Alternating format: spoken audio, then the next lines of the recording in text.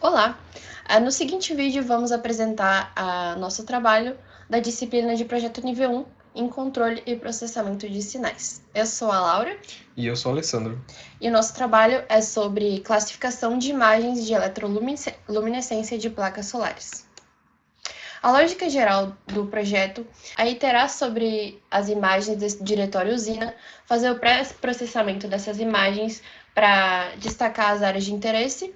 Com essa imagem, a gente vai detectar as linhas e a grade, selecionar essas células e, com essa imagem classificada, vamos salvar em relatórios. Eu vou começar explicando um pouco sobre como funciona a estrutura do diretório usina. O diretório usina é a representação física da usina solar. O nosso diretório tem fileira 1 a 5, dentro da fileira tem string 1 e 2, e dentro da string tem os módulos. E agora a gente vai começar a falar sobre o código em si. A gente dividiu ele em funções, então todos os tratamentos de imagem, todos os processamentos estão separados em funções, e esse aqui é a parte principal do código, onde está destacado a iteração sobre as pastas, onde está a chamada de funções e todas as partes principais do código. Bom, eu vou começar falando sobre a iteração sobre as pastas. O código recebe o diretório usina, itera por dentro do caminho de usina, vai para a fileira, vai para a string, vai para o módulo, e aí ele chama a função carregar imagem. Qual a função que está aqui em cima, ele vem aqui, carrega a imagem e salva na variável imagem. Então, iterando sobre os módulos, começa o processamento da imagem. Primeiro, a gente aplica a suavização. A função suavização, ele aplica o valor médio dessa imagem. Se esse valor médio for maior de 165, ele aplica esse Gaussian Blur e aplica esse anel da matriz 7x7. Se essa imagem for um pouco mais escura, a gente vai aplicar essa função para aumentar o contraste e para aumentar o brilho, para ficar mais fácil de visualizar. A próxima função é a função gradientes de bordas, que recebe a imagem que foi suavizada anteriormente e vai ser armazenada na variável bordas. A função gradiente de borda calcula os gradientes em x e em y, usando Sobel, pois é mais apropriado para calcular bordas na horizontal e na vertical. Na sequência é calculado a magnitude desse gradiente, então é definida as bordas. A próxima etapa do processamento, pegamos essa imagem bordas e aplicamos a normalização, onde basicamente é feita uma binarização utilizando o threshold, onde as imagens com valor 50 são feitas em preto e de 50 a 255 são levadas todas para o valor 255. A próxima operação é a limpeza de bordas. E para a limpeza de borda, a gente utilizou operações morfológicas. Essas operações morfológicas recebem as bordas que foram normalizadas no passo anterior. E aqui a gente aplica um processamento para fechar pequenos espaços, pequenos buracos e pequenos segmentos de linhas. E por fim, o próximo passo, vamos detectar as linhas, aplicando a detecção de linhas retas pela transformada de Hill. Dizemos que para uma linha ser uma linha, ela tem que ter um tamanho mínimo de 50 pixels e um espaço entre elas de no máximo 20. E assim ficam as imagens após o processamento, essa após a suavização, depois de gradientes, bordas, após a normalização e por fim as bordas limpas. A próxima função a ser chamada é a função processar imagem, que vai receber as linhas que a gente calculou antes, a imagem original e a variável módulo que contém o nome da imagem.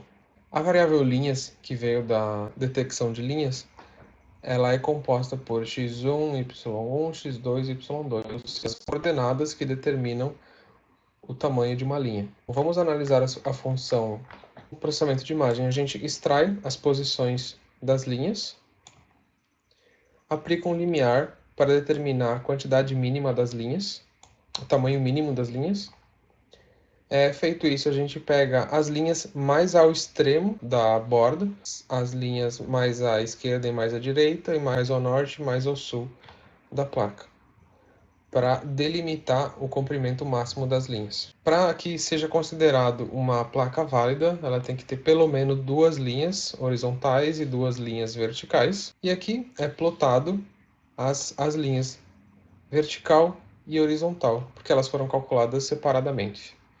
Vamos dar uma olhada no resultado. O resultado está aqui embaixo. As linhas verticais e horizontais ficaram nesse formato. A gente pode perceber que está representando exatamente as bordas de divisão de cada célula. Agora a gente vai analisar cada célula individualmente, buscando avaliar o valor dos pixels que se desviam muito das outras células. Por exemplo, essa célula aqui embaixo é uma célula que está potencialmente doente. Aqui no código, como eu falei, a gente vai construir uma matriz, então a gente pega o número de linhas e o número de colunas e calcula com base nas linhas horizontais e verticais que a gente determinou aqui na parte de cima. Definida a matriz, a gente itera por cada posição da matriz e calcula o valor médio da cada célula. Calculado o valor médio, é do nosso interesse printar na imagem original o valor médio daquela célula. A gente pode observar o que está a imagem com o valor médio de cada célula. A gente parou aqui na parte do valor médio. Agora a gente começa a analisar o valor máximo e um threshold. Para que uma célula seja considerada boa, ela tem que ter pelo menos 75% do valor máximo da célula mais clara. E eu também vou fazer uma contagem de quantas células estão abaixo do threshold para identificar a placa que está danificada ou está com um defeito. Se a célula está abaixo do threshold, se está abaixo do threshold, então ele itera a contagem e conta a célula. Aqui ele define as posições iniciais e finais daquela célula, porque é do meu interesse também destacar um highlight em forma de marcador aquela célula que está com problema. Ao final, a gente faz o cálculo do percentual de células ruins, que a gente pega todas as células, que foi calculado aqui em cima, multiplicando o número de linhas pelo número de colunas.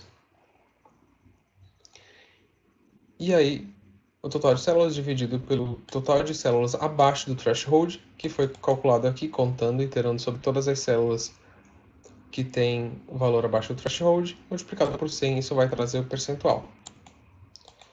Aí a gente vai obter uma matriz de valores médios válidos, que são todos os valores da matriz médias, cujas médias são maiores que zero. Aí ele vai iterar sobre os valores válidos, que são maiores que zero, e vai calcular a média global e o desvio padrão para entender qual é o comportamento daquela placa solar. Se há uma ou duas células muito fora do padrão, ou se todas elas acompanham um padrão. Isso indica que a placa está bem degradada, e não é um caso isolado. Bom, feita essa análise, a gente obtém a imagem com linhas, uma matriz com as médias dos valores de cada célula. A gente tem a imagem com o valor médio de cada célula printado, a média global, o valor máximo, o percentual de células ruins e o desvio padrão. Isso tudo é retornado para a função processar imagem. Depois que a gente processou, a gente salva os dados numa variável chamada dados relatório. A gente salva o nome da imagem, a média global, o valor máximo, o percentual de células ruins e o desvio padrão. E aí a gente chama uma função que escreve os resultados num diretório que é uma cópia do diretório original onde a gente pegou as imagens. Feito isso, o código printa as imagens, então salva o dataframe com o resultado final com uma referência da data que foi executado o código. Por fim, esse é o resultado da imagem que é colocado no diretório resultado. Aqui está a imagem com as grades e aqui desse lado tá as células com seus valores e em amarelo estão as células que estão mais escuras, abaixo do threshold.